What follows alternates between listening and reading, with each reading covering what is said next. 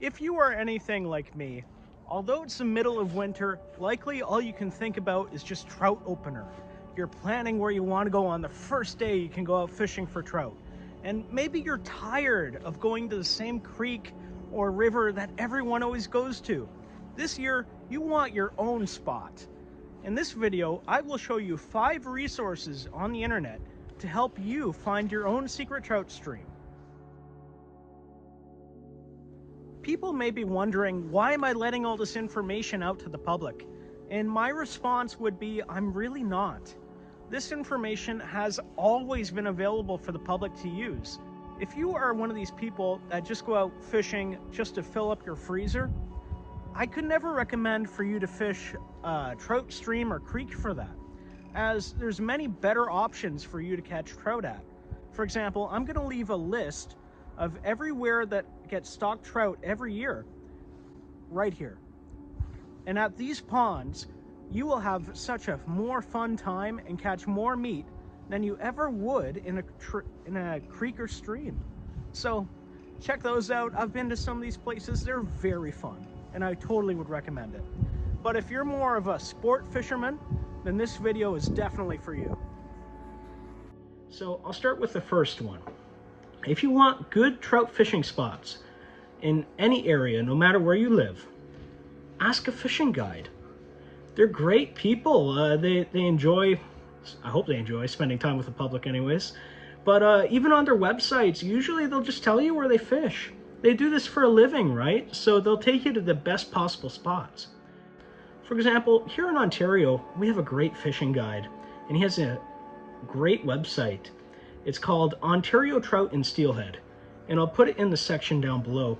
Now, he lists his favorite rivers to fish in all of southern Ontario there, and he's also organized it based off of what Great Lake it's a tributary of.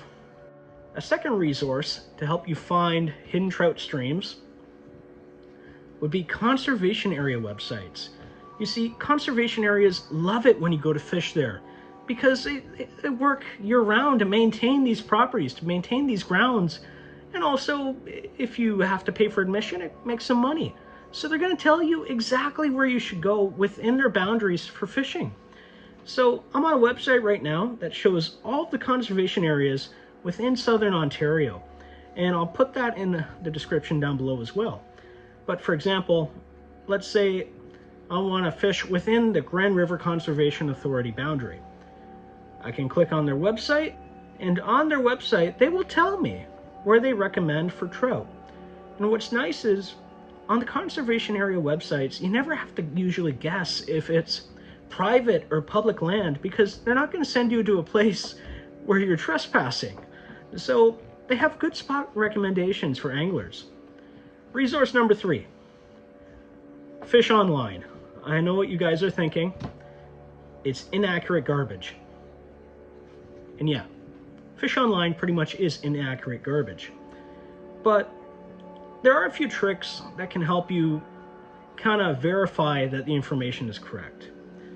And my main trick would be clicking on a water body, going from water body over to fish, clicking on fish, and then you want to look at the observation date when the species was caught.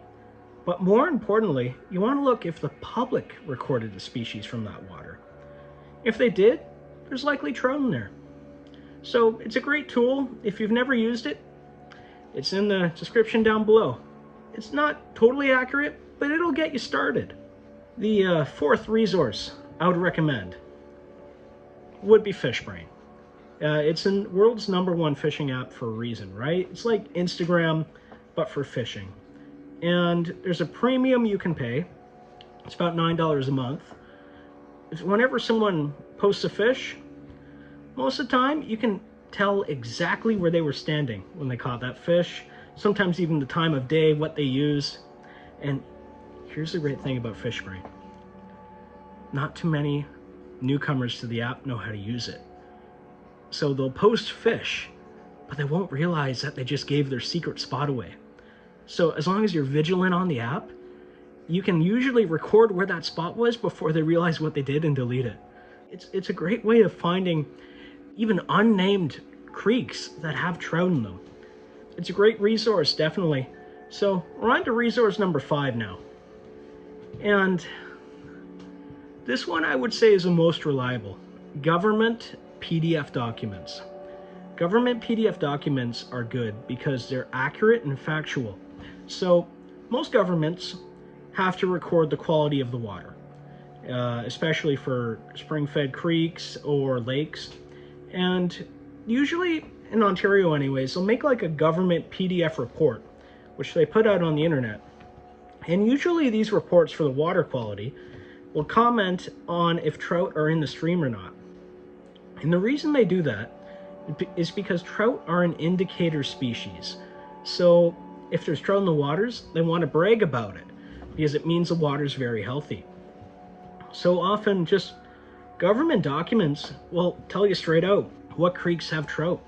And sometimes they'll even say which specific areas of the creek have trout. Spoiler alert, the more upstream you can get, usually the better. But for example, Duffin's Creek here in Durham just tells you straight out, brook trout found in both east and west branches of creek. How do they know that? Well, fish net, which means someone scooped them out of the water with a net and said, oh, there's trout in here. So those would be 5 resources in the internet that I would recommend in order for you to have your own secret trout stream.